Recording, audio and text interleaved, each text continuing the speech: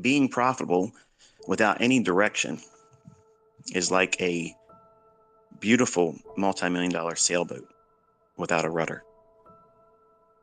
You're out there wherever the wind's going to carry you. And it's hard to understand if you've not obtained profitability yet, but it's a problem being profitable.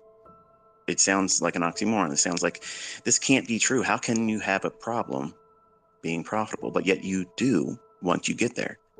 Because you start wondering, okay, well, I've been making this much, this consistently. I do have losing trades, but I come out on top over the course of the week or the month. But where do I go next? What do I do with it? The exercise of just doing it alone is honing your experience and your edge. That goes without saying. But where do you go? What do you aim for? What are you trying to do? What structure should you start applying to your business of trading? See, it's not enough to say, well, I want to make $1 million, because $1 million is not a lot of money. I've already spent $1 million this year, and I don't have much to show for it. But you have to have a goal. You have to have something to aim for. And there has to be a structure behind that. So one of the series I had intended to do once I completed the private mentorship stuff, and we're done now, that I would sit down and kind of give a public blueprint of what I wish I would have been given as a 20-year-old. Just discovering profitability, figuring out that, yes, I could be consistent with bonds. Yes, I could be consistent with the S&P. And I put away all the mega trade. I have to do only those types of setups, where the big run-ups in the marketplace. I was only focusing on that because Larry Williams said that's where I should be focusing. And because I was looking for that all the time, there was all these trades that were occurring daily, weekly, monthly, that I was really not paying attention to or even aware of because I didn't have the skill set at the time. I was profitable, but I was looking for big trades most of the time. So I would do a bond trade or an S&P trade and one contract, and then realize that I'm consistent with one contract. And you've recently saw me this year just do one contract of the S&P and NASDAQ and double the account. That was a real account, and I showed losing positions. I did all kinds of things to handicap myself and still doubled the account. So for some of you, 100% return sounds too lofty, but I can tell you what you've already been given is easy to obtain that. But you have to have the skill set and discipline to adhere to picking your right setups and trying not to trade every single day. I want to have a setup that gives me a consistent framework that goes into the marketplace that even a neophyte that doesn't have a long time behind them of profitability, but just recently found consistency with this model on YouTube, that they can go in and feel comfortable. This is the setup I'm looking for. It makes sense. It's there. I can engage it. And then once it gets to a profit objective, stop, turn the computer off, and go do something else. That's what I have in mind for the new developing, recently profitable student with this mentorship. But you now have a problem, don't you? You want to do more. You want to do more. You want to trade more, just like I started thinking, well, I'm doing one contract. And I was trying to make $1,000 a month to save so I could retire at 40. I was willing to put those 20 years in. But then I realized that, wow, I could do $1,000 a week with no real effort. This is a lot easier than I thought it was. Now, don't let me mislead you, folks. This is the 20-year-old that was getting lucky. And I started thinking to myself, wow, I could do this every week. And then it became, well, I could day trade the bonds. I'll look at the divergence between the 5, 10, and 30 year.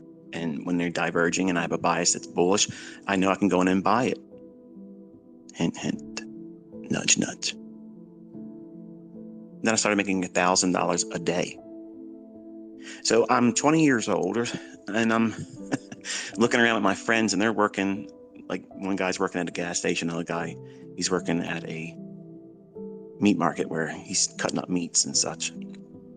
And they're doing okay, I guess, for, our age bracket. And I'm doing $1,000 a day in less than 45 minutes. And I'm thinking to myself, wow, I can do a lot more if I started trading more contracts. Because making $1,000 a month, that really just didn't do it for me. Once I started doing it consistently, I was like, it's too easy. I need more, like anybody else. So I went in and started trading more contracts, and then realized $17,000 a week, that jobs are now obsolete and stupid to me. I mean, why would I want to work when I can do this? So I started trading even more. I didn't have a direction as to where I wanted to go. Now let's contrast that with how I started. November 5th, 1992. Thursday evening at 9 o'clock in my aunt's family room, I cracked open that lame book by Ken Roberts, and that's not to be disrespectful, but I thought that I had figured it all out. That simple little book was going to do it for me.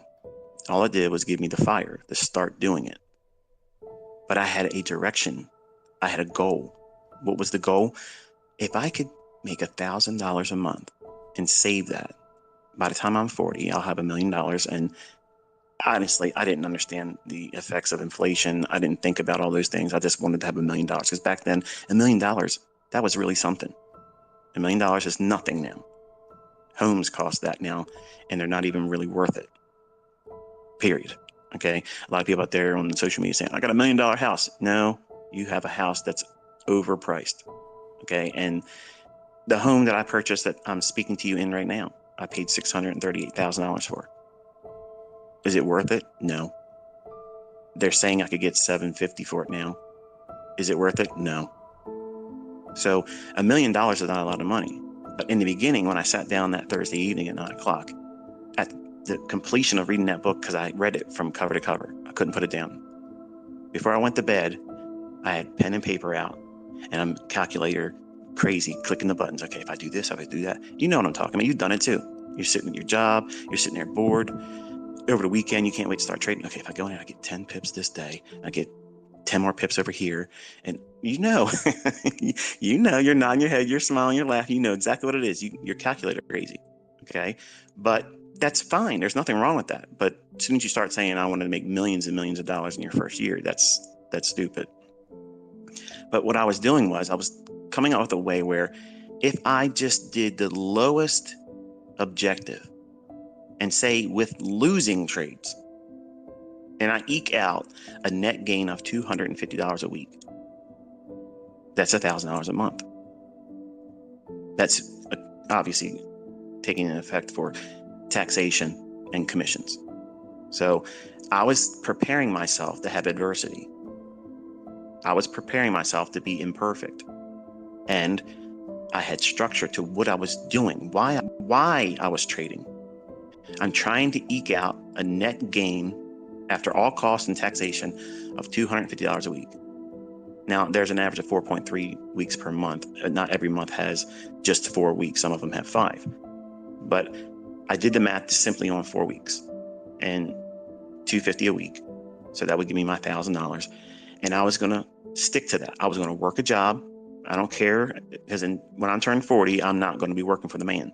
I'm not going to be doing those things everybody else does.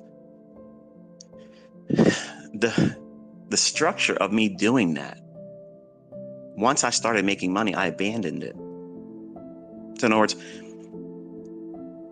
when you have a vision, you have a plan for your future, it's best to obviously write it down. Write it down so that way it's codified and you know this is what you're aiming for. Something strange happens. There's a metamorphosis that occurs when you start making consistent money. Everything goes out the window. It's like casino time. You lose all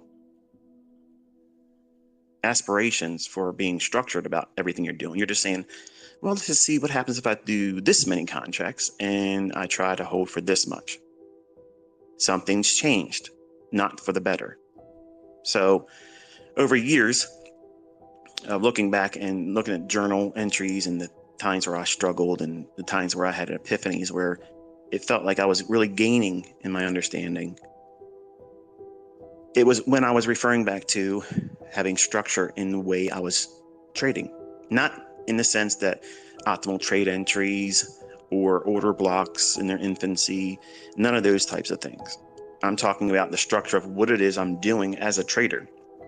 What's the motivation? What's my goal? They have to be specific, because if you don't have specific goals, you won't know when you're going outside the lines and boundaries of what would lead to realistic results getting to that objective. Would it be reasonable for me to expect a net gain in 1992 of $250? I know some of you are laughing, thinking, $250? This guy's showing $7,000, $10,000 days. Humble beginnings, folks. That's where you're at right now. Don't be afraid of that. Don't be ashamed of it. Everyone starts there, but most people fail right there. They don't ever come out of that. You have to have a very, very low hanging fruit objective and then increase that gradually. Very, very small, slow, incremental, modular gains. That's how you do it. If you jump and you think, okay, I have a low hanging fruit objective. I hit it. I've been hitting consistently. All right, now I'm just going to go, I want $10,000 a month. You're going to fail because you didn't make that transition from $250 a week to $500 a week to $750 a week to $1,000 a week to $1,500 a week. That's a gradual increase. You get acclimated to the risks, the feeling of putting on that type of trade as it grows exponentially. You don't even know what that feels like. You have no idea what that feels like. And the wins are scary as hell. They're so scary. Yes, I said it right. The wins, not the losses. The losses haven't really stopped you from trading. As long as you had money in your account, you kept taking trades. So that's not a fear factor for you. You're smiling again. That wasn't a deterrent for you to stop trading. As long as you had money in there. Oh, I lost. Okay, well, I'm pissed off now. I'm going to go in there for more. And they're going to pay me with interest. Yeah, and the interest was paid that you paid it. Now you're in greater drawdown or you're blowing your account like I did dozens of times over my career. There's no shame in that. You have to learn from those things, but you are going to be doing things at a slower pace. That's how you make ends meet. Things are hard. The markets are hard right now. I've said this throughout this year, and my private mentorship knows this as well. Things just are not as clean as they usually are. And it's not surprising, but it's not impossible. Obviously, you've seen that. So you have to pick your shots. You have to know what you're doing, why you're doing it, when you're doing it, and when to avoid it. That's part of your trading plan. But what are you doing as part of your growth plan to make ends meet? Where are you going to start? Where's your low-hanging fruit threshold? What are you aiming for? Well, one of the things I like to teach is, and where did I get the $1,000? I don't have a specific reason for 1,000. I just felt that $1,000 to me at that time was a lot of money. And if I could save it every single month, nobody in my family was saving $1,000 and they were working. So I'm thinking, I'm working as a vendor, filling up candy machines and servicing soda and snack and cold food machines and coffee machines. If I can save $1,000 a month, I'm doing better than everybody else. And they can laugh at me that I'm making less than $300 a week, but I'm saving $1,000 a month. That's how I looked at it. So while most people were looking at me when I would tell them what I was trying to do, I was going to learn how to trade and make money in the markets, the commodity markets at that. And they would crinkle their nose up at me and say, dude, are you serious? Like, you're going to lose your ass in that. You're going to lose your shirt. There's no way you're going to find profitability.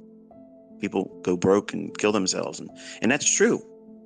And honestly, by the grace of God, I didn't do those things that would have led to those types of decisions. Not that I would have harmed myself, but I've known people that these markets have caused them to check out. And it's sad because they put too much stress on themselves in the beginning. See, that's what educators do wrong. And admittedly, when I first started teaching way before I should have in 1996, I didn't incorporate this in my teachings. I was teaching go for broke, get rich or die trying, that type of mentality, everything all in, without being vulgar. I almost went there. I did not incorporate what I was learning at the time, which was small little incremental shifts in growth, going higher and higher gradually. And when I would get the big run-ups in my equity as a new trader, admittedly, I couldn't tolerate that excitement, that overzealous feeling of, I just made more money than my entire family collectively in a year, just this week.